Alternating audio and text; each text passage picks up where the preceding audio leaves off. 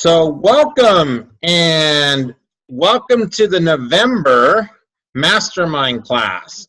And today we are going to start with something that people have been asking me about in between calls. Remember, as part of Mastermind, you all have access to reach out to me in between our calls. So we have the monthly webinar classes that we do, there's recordings. We have the review conference calls.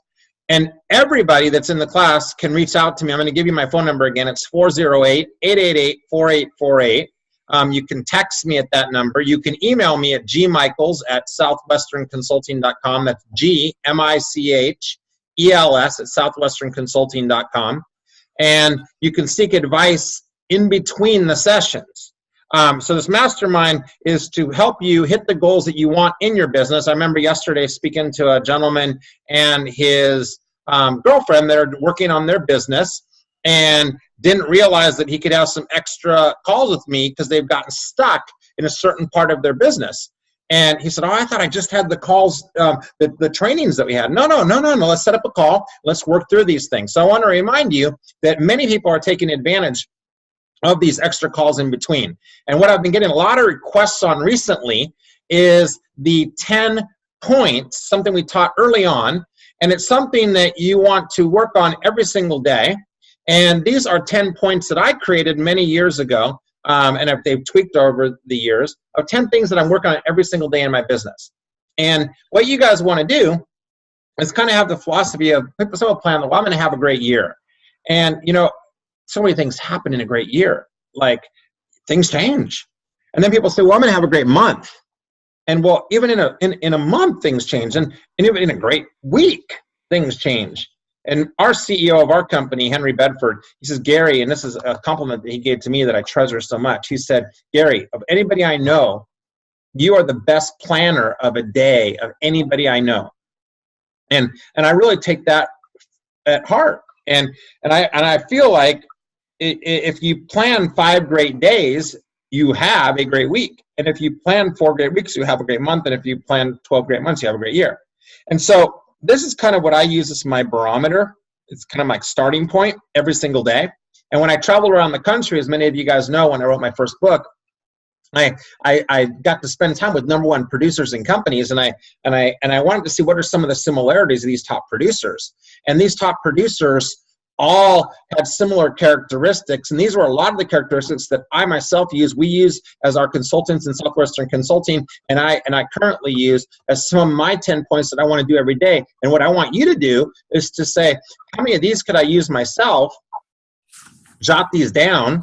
And then how many could I have a 12 points? Or could I take a couple of these and make different points for myself and have my own 10 points? But what are going to be the 10 things that are going to be my staples? They're things that I absolutely believe in. And the first one is what did I do before 8 a.m. in the morning? What did I do to get started before 8 a.m. in the morning? A lot of top producers actually get started before 7 a.m. in the morning. And it could be productive by reading, it could be praying, it could be working out, it could be leaving messages, doing something productive, outbound emails. We used to say when we sold books back in the day, and still to today, thousands of college students sell books every day, and they say 7:59 is knocking time, and make that first knock before 8 o'clock in the morning.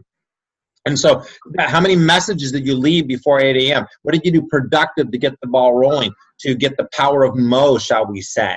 For some of you, that's going to be a big one. Another one is, how are my phone appointment skills? The phone should be your friend. And most of you that have some sort of position where working the phone is important. Do you have scripts? Are you closing word for word? Are you trial closing? Remember, a trial close is a temperature-taking question to see how you're doing so far. Am I using third-party selling? And if you all remember, third-party selling is using other people that you've worked with. You might be familiar with the Johnsons and the Smiths. Matter of fact, I might be tomorrow working with and using other people as credibility to create trust. Number 3, I want to share with you, if you're taking notes today, and I hope you are, this is the biggest game changer of all of these 10. More people that have been my coaching clients, my training clients, my consulting clients have told me that, Gary, just making this one change, if you're in a business where you're setting appointments to share with people about what you do for a living, if you're selling a product, a service, whatever it is that you're doing, if you can get people to agree to meet with you about whatever it is you're selling, and if you can have appointments ahead of you on your calendar, if you look at your calendar and say, like, I have X number of appointments ahead, that is the health of your business. It really is. So if you have one appointment ahead of you in the next 3 or 4 weeks, that's not too healthy of a business.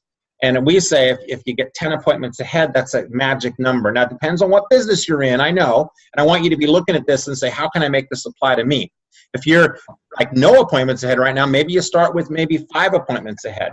I remember several years ago that I got one of my largest accounts I ever got.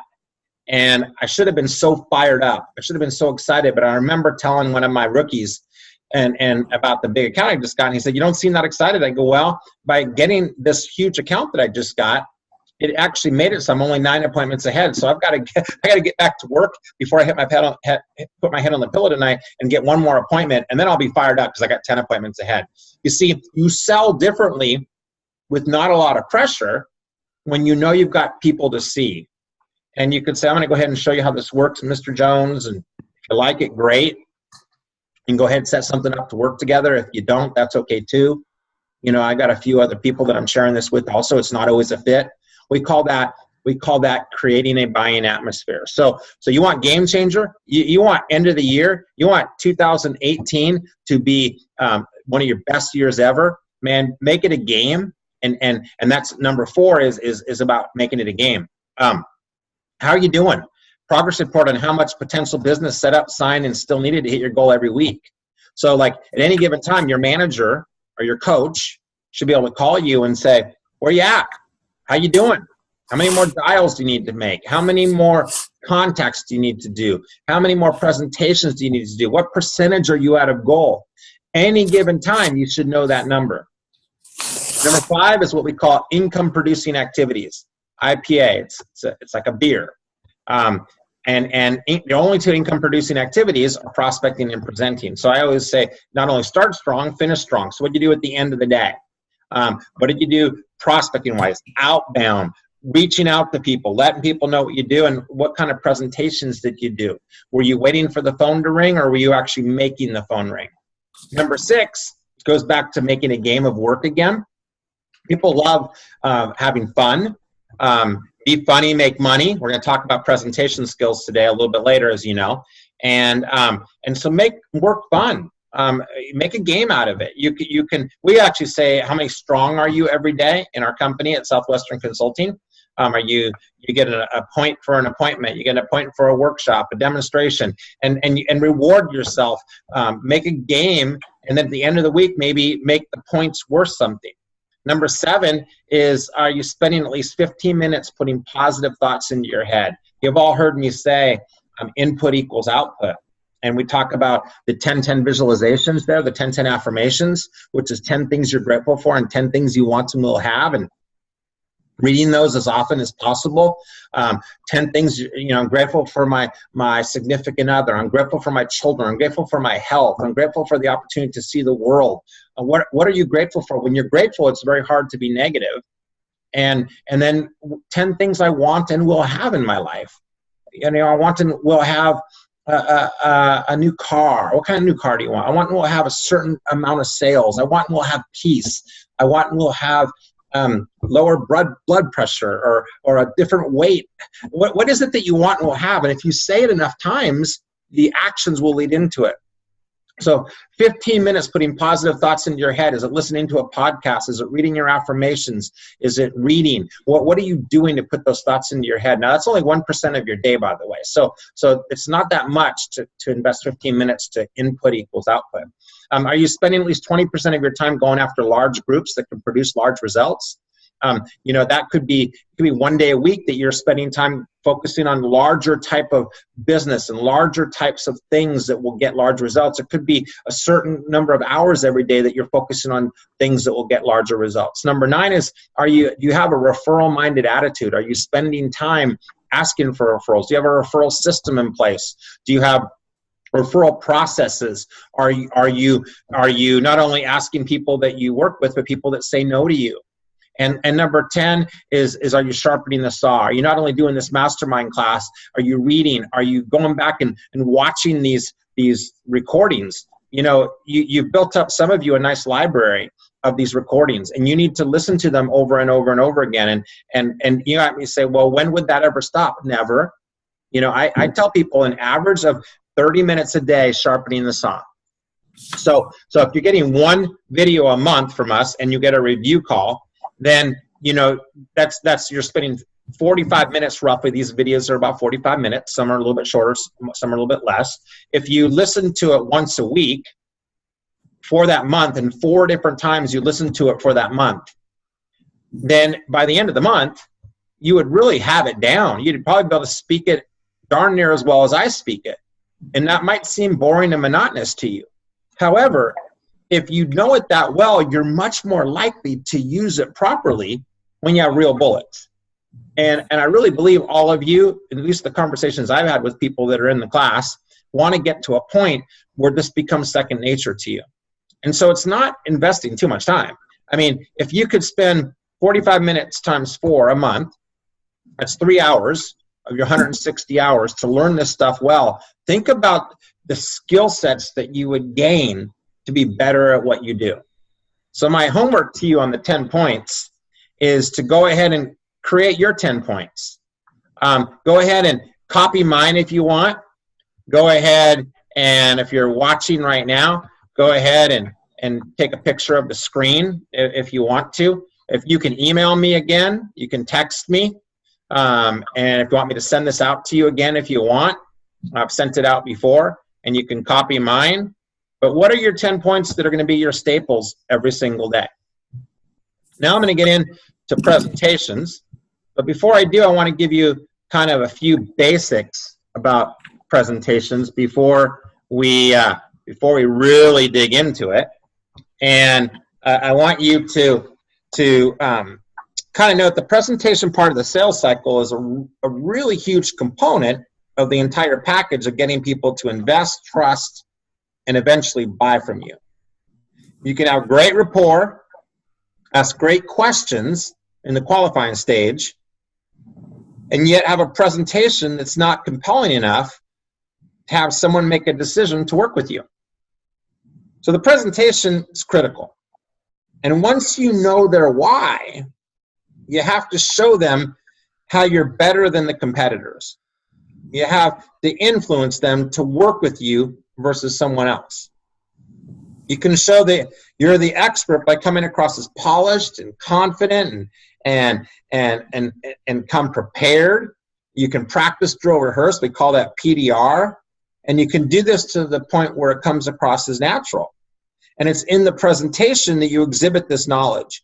But if you don't build a rapport first, which we've talked about before, and you don't properly qualify, okay, then what's going to happen is when you actually get to the point, where you're doing the presentation, you haven't built up enough of a trust that you're going to have some pretty big challenges.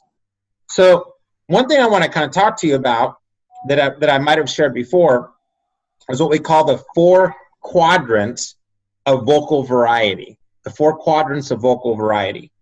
And if you were to draw an XY axis, and in the top left of the 4 quadrants, I want you to write down authority.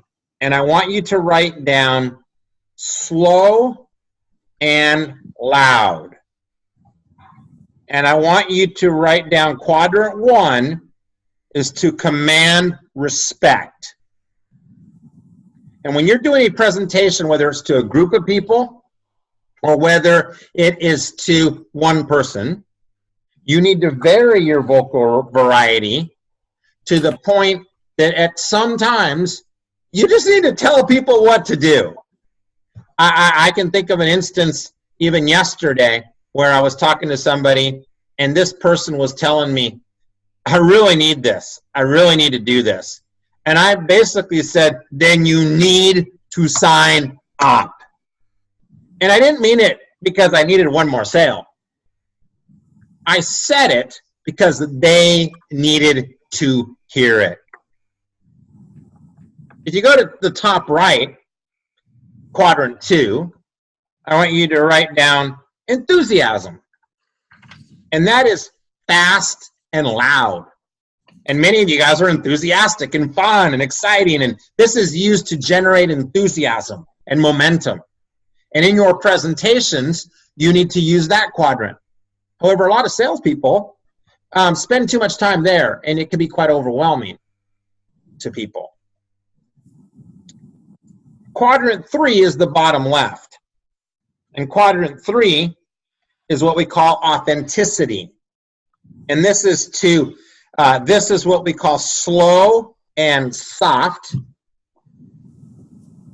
And this is to create endearment. It's when you're in a situation where potentially they work with someone else and you need to be authentic. And being authentic and real may help them to decide to work with you. And they get to see the real person. And they get to see your heart and who you really are.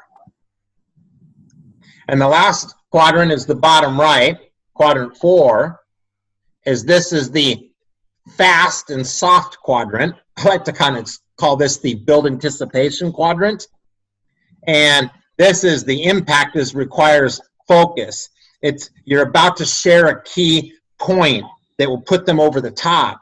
And you really want to focus on a particular benefit that you know they'll find attractive. I kind of call this to kind of build suspense, kind of like Jaws, like dun, dun, dun, dun, dun, dun. You're kind of building towards something. So by simply changing the tone of your voice, you can convey the message in a variety of ways. Now, I'm going to kind of talk to you through the PowerPoint here on some big things, and I'll get a little bit more detailed. And I know some of you are watching live, some of you are watching the recording, and if you have a question or comment, please feel free to chime in or ask a question. I know a lot of you feel comfortable after the call chiming in and reaching out to me, but we've also had many of you that have just right away asked me questions right on the call. So feel free to. It's totally okay. So here we go. I thought you had on your keychain. Put yourself on mute if you're just talking amongst yourself.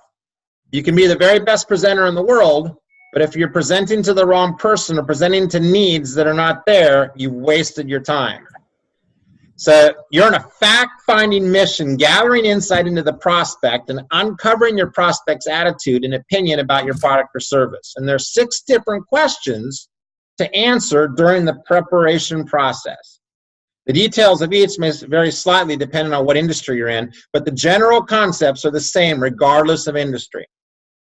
So this is something that you should have a visual memory on. Guys, like my coaching clients, like I'll keep this slide up when I'm doing a coaching session with somebody, and I will take it up. I'll make them promise me they're not looking at it. I want them to memorize this.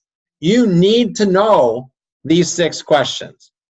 And in many cases. Now, of course, it's different in every industry, but in most situations, there's qualification questions that before you present, you need to know. And like I said, I want you to tell yourself, how can I take the best of Gary's presentation today, and how can I tweak it a little bit to make it mine? And that's where I get often a lot of phone calls in between these sessions. And Gary, can you help me? I got most of that, but can you help me tweak this a little bit to my business? So what are the prospect's wants, goals, and needs? What are the prospect's prior commitments? So, for example, I had a call today with 2 retail brands. One is with a company called Beef Jerky Outlet, and the other one is with Nestle Toll House Cafes. You guys might be familiar with them. Now, their wants, needs, and goals are a little bit different depending on what we're talking about. Are we talking about selling a franchise? Are we talking about a franchisee with a person coming up and buying a cookie? Or is it different because a franchisee wants to get outside the 4 walls and sell their beef jerky or their cookies an office for goodwill or as a fundraising deal. No matter what you're doing in your business, I want you to take these questions and say, how can you tweak it and make it yours? But what are your qualifying questions? And do you have the answers to your 6 or 7 main questions? What are their wants, goals, and needs? What is that person's prior commitment? And what are they currently using? What have they used in the past? What is their previous experience with your type of product or service? Who is the decision maker? Is it the person right in front of you right now? Is it their partner or somebody that's not with them? Are they ready to make a decision at this moment?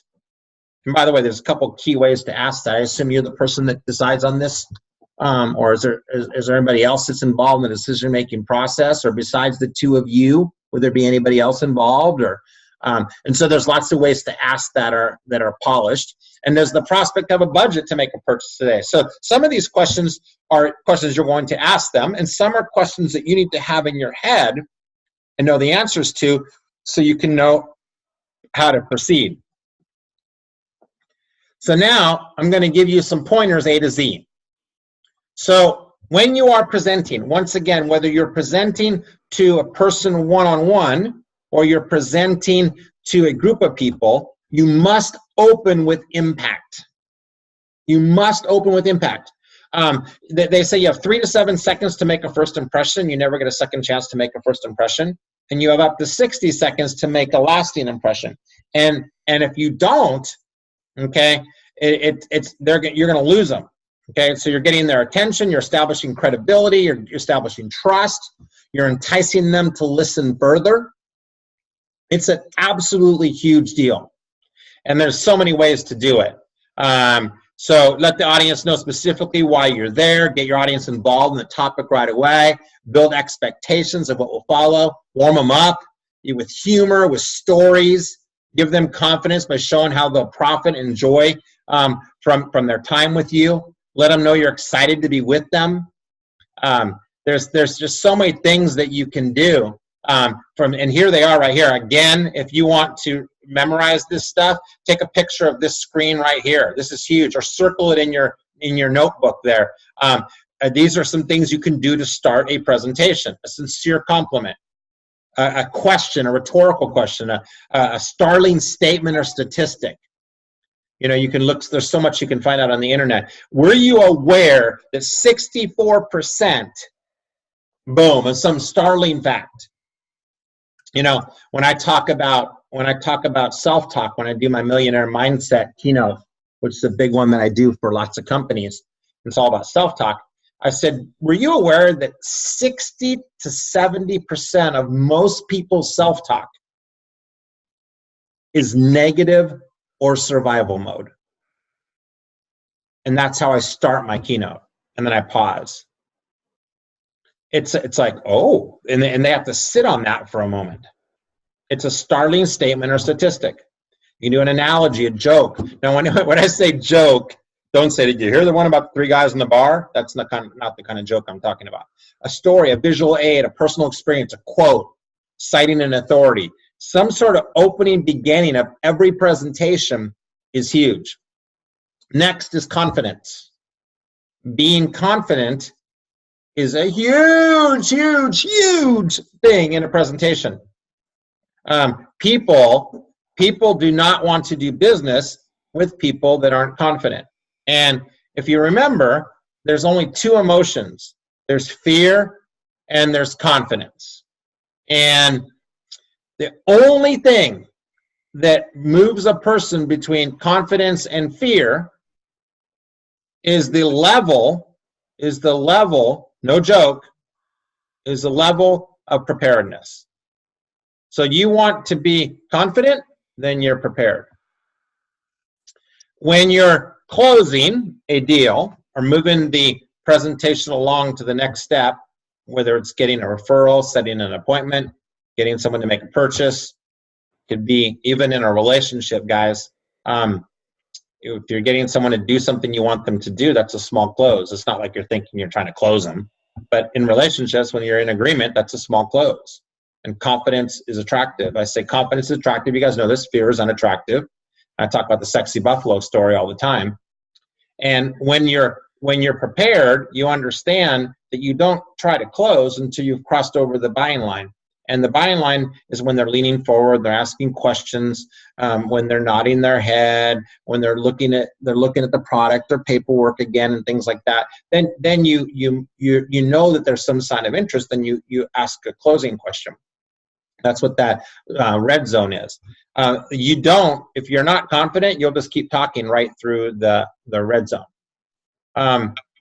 Next thing is closing from the beginning. So like I said earlier, that a trial close is a temperature-taking question to see how you're doing so far. It's like, does that make sense? Are we moving in the right direction? Can I turn the page on that one? Does this seem like something that is of interest to you? So always closing, and you want to trial close every 6 to 7 minutes of a presentation. The next thing about presentations is always be dressed a half step better than your prospects. So you want to be dressed nicely, but not too nice. So tomorrow, for example, I'll be working with the 49ers sales team, San Francisco 49ers. And I know they usually wear suits, but I know Friday is a little bit of a dress down day for them. So I'm thinking, what will I wear tomorrow? And I will wear a nice suit and a nice shirt, but no tie, which will still be a half step dress better than they are, but not too much dress better than they are. Because you always want to put yourself a half step better. You never want to put yourself in a position when they go, they're overdressed than you are. Next is eye contact. Oh my gosh, I could talk about eye contact for years. The eyes are the windows of the soul. And so many people do not stay present. And when they talk to people, they don't even look them in the eye. I actually say that you should look people in the pupil. And you when you look at people, you speak to the audience by looking in their eyes. It builds credibility, it helps persuade, it entertains. When you have 100 people in the audience, then you should look everybody in the eyes at least once. If you have 6 people at a boardroom table, you should look everybody constantly. Make sure you're looking at everybody at least regularly. If you have one person, then don't be looking all around the room. Be looking them in the eye. Now, don't be staring at them so much they think you're crazy and weird, but give a natural look into their eyes, and it's very, very powerful. Some people don't even think about it, but once you do, it just brings that conversation to the next level. So eye contact is next, and it really brings out the benefits of everything that you're doing. And if they feel like you care about them, it's huge. So features versus benefits is this next one. And so people buy benefits. The main thing I want to share with you, they don't buy features. So the benefit of working with you is huge. So it's not a feature that they buy. It's the benefit of having that feature. So definitely focus on the benefits. Gestures. Oh my gosh. So you may have seen a speaker at some point, or a person that does a presentation, and they're boring. It's because often they just stand there. Their facial expressions aren't that different. Their arms are by their side. They just don't really use the entire stage. Their arms are not big and bold and bringing things in when they need to. They don't illustrate size. They don't show passion. They don't make you feel like you're there with them. And so use gestures to your advantage and read up on it. There's so much online about how to use gestures, but be aware of gestures. And one of the best things you can do to be a good presenter is you can film yourself. We teach this at Southwestern Consulting all the time. Was when is the last time you had someone film you, or you film yourself with your camera, and then watch yourself back. Watch yourself and fast forward to see all the little tweaks and weird things. Just watch yourself with the back to the camera. And when you watch yourself with the back to the camera, you can literally just hear yourself and really see what's going on. Humor. Humor is another thing that's huge. And humor, people, they say be funny, make money, but appropriate humor. Humor that can unify the group, humor that brings people together, and chosen wisely, it really can make people like you. If you've ever seen somebody that's funny, oh, he's a good guy. He's a good guy. People like that. So usually humor makes a point. It gets the audience involved. It's like I said, it's a smile, it's a chuckle, it's not belly laughs. And you know, if you're not really good at humor, watch late night TV and see some of the things that they get you doing. You could even go to a local comedy club, and they usually have classes that you can take on humor. And if you know that humor isn't your thing, go learn it and get better at it. It's huge. So there's original stories from your personal life you can use for humor. You can do adapted humor. Many good sales professionals adapt their analogies to fit the specific situation. And customize. You could use natural humor. There's all different ways that you can use humor that are very cool. And then there's lots of what we call tricks of the trade, like don't oversell the humor, don't apologize before you begin. I'm not sure if I can tell you this right. You're apologizing before you start, they're not going to laugh at it. Have fun. Speak fast. If you mess up, that's okay.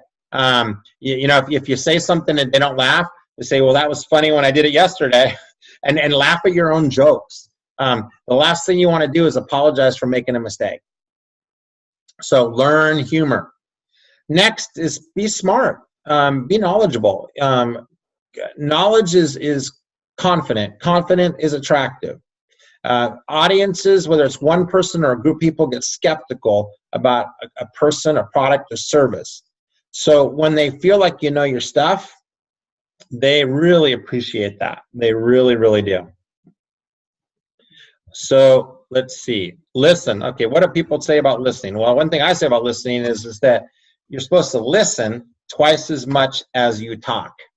You're supposed to listen twice as much as you talk. That's why God gave us 2 ears for a reason. We are supposed to listen twice as much as we talk. And when you listen, you're able to hear what the other person wants. So in order to listen, you need to be a master at asking questions. So you want to be better at presentations, be better at asking questions. Be better at asking questions. And the better you are at asking questions, the better listener you're going to be, because it's going to force them to talk. Let's talk a little bit about memorization. There's so many ways to memorize, but the last thing you want to do is you do not want to be reading off of the paperwork. You don't want to be reading your presentation. You want to know your stuff enough that you can ad lib. If you have to memorize a presentation, the best way to memorize, there's so many different ways to memorize, but you can take a whole speech and you could break it down into a word that represents each paragraph. And then you could take the first letter of each word and make up weird words out of it and practice, drill, rehearse, practice, drill, rehearse, practice, drill, rehearse, till you have kind of an order to it. And it's just, there's just so many ways to memorize, and you could do the internet research on that. But whatever it is, memorize your presentation to the point that it just comes across natural. When, you know, my Turn It Up a Notch speech, Millionaire Mindset speech, I've probably done both of them about 500 times. I could do it in my sleep. I remember Rory Vaden, my business partner, his world championship speech that he did, Take the Stairs. He did it over 1,000 times before he ever did it on stage at the Toastmasters Championship. Over 1,000 times. He knew it backwards and forward, his 7-minute speech. And so you want to become a master at something. They say that it takes 10,000 hours of doing something to be a true master professional. So, well, I don't have time to memorize my presentation. Then you don't care about making it professional. Next is never argue with your prospect. You may win the argument, but you'll lose the war. So never argue. Offer solutions. So if you all remember, I've taught the concept before when we did qualification about 3 or 4 months ago. We talked about the concept of CPR. And in most sales situations, In most sales situations, you know that our job is to find their pain, and then solve their pain. So the whole presentation, what we're trying to do is uncover their problem, which is cut open the wound, CPR, pour salt in it, and the way you pour salt in it is, oh my gosh, geez, how'd that make you feel? Man, that must have been tough. And then offer a solution or offer a remedy. And if we know what their pain is, and we've uncovered their problems and their challenges, and we can provide a remedy, the odds that they're going to work with us are really, really good. So often if you haven't been able to close the deal, you don't know what their pain is, and you haven't been able to pour any salt in it. We talked about PDR a little bit before, and practice, drill, rehearse. I say, remember, 15 minutes a day practicing the technical skills, and 15 minutes a day practicing someone's mindset.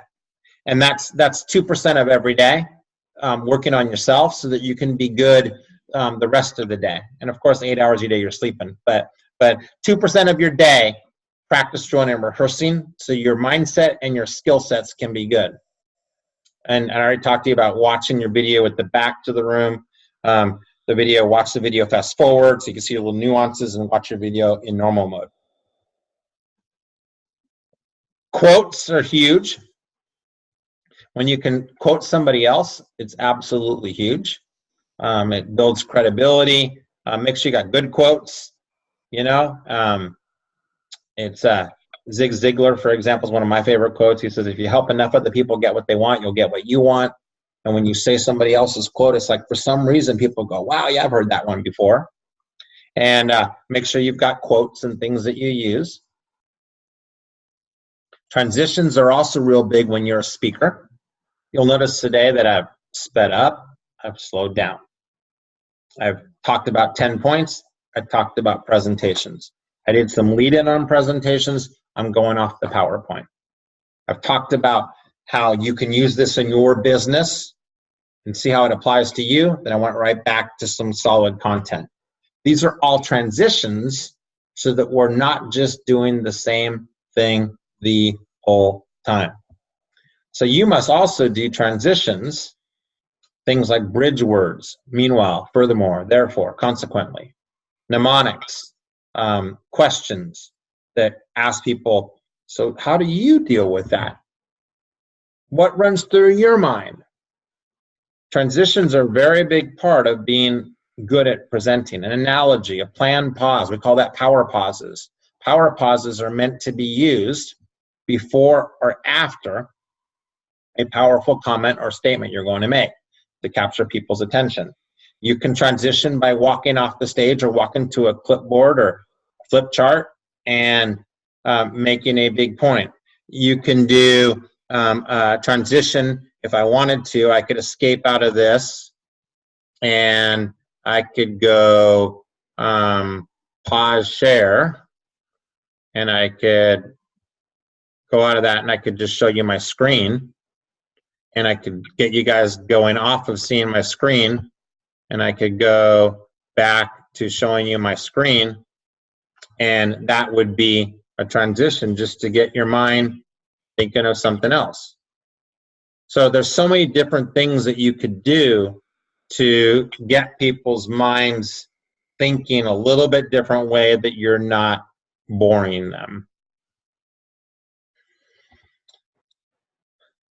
Undo the ums and the ahs.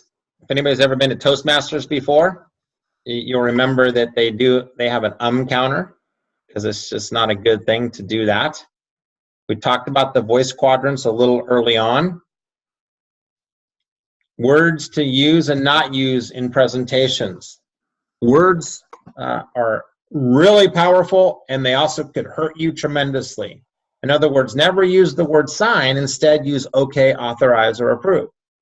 Never use the word cost or price, because that's kind of a scary word. Instead, use the word investment. Never say down payment or initial investment. Instead, say monthly payment or monthly investment. Never say contract. People are scared of contracts. They're worried about contracts. Instead, say agreement or paperwork. Never say problem. Instead, say challenge or area of concern. And never go pitch somebody because it's just so old-fashioned. Instead, say demonstration or presentation. Do your homework, guys, before you talk to people. I'm always on Google. I'm always doing my homework. I'm always going on Facebook and LinkedIn and Twitter and learning about people's business, because that old expression goes, people don't care how much you know until they know how much you care. So what do you know about them? What are you doing to examine and learn their business and asking them questions about where they're from and who they are? When they feel like you care about them, they more want to do business with you. Believe in yourself. The yes, the why is yes, I can. Believe that you're a winner, that you can do this. That's the affirmations. I can, I will, I'm going to. I can, I will, I'm going to. I'm a rock star. Everything I do turns to gold. And even though that sounds corny and weird, if you say it enough, you start to believe it. Even if you're having a bad day. I had a rough day the other day, guys. My computer crashed. I had some cancellations happen. I had some stuff that was just tough. And I had that BBF, that bounce back fast, because I forced myself to read my affirmations over and over and over again. It's very hard when you say you're a rock star. I'm a rock star. I can do this. I can make it through this. I can do this. I'm a winner. I can, I will, I'm going to. I can, I will, I'm going to. And I know it sounds corny, but you know what? When I said that enough times, you know what? It's a lot worse my computer crashing than anything else that could have happened. So you can do this. All of us can. And I so know you guys can too. So always be working at your peak performance, guys. At the end of the day, when you put your head on your pillow, say, you know what? I can do better tomorrow, but I did the best I could today. And those are just some things to think about when it comes to presentations. So I want to give you guys an opportunity to ask any questions that you have about your own personal business, your own personal presentations that you give. You could do it in front of the entire group. I get usually 6, 7, 8 emails afterwards. People call me offline because they're more complex questions. But if you want to ask me any questions now, you can come off mute and ask me, and I'm here for you guys.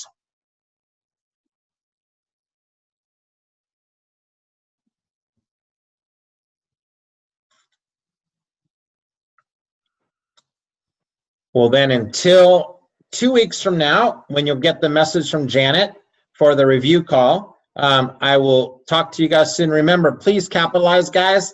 Please call me in between, reach out to me in between, share with me what's going on with your business. I can tell you, every time somebody does, and so, Gary, can I just have a catch-up call with you? It's been a month or two since I signed up, or 3 months since I signed up. I haven't talked to you in a while. Can I just get a little Gary? Can I get a little fire up? Please reach out to me. I'm here for you guys. Remember, 408-888-4848. You can email me, gmichaels@southwesternconsulting.com. And until next time we meet, guys, I will talk to you soon.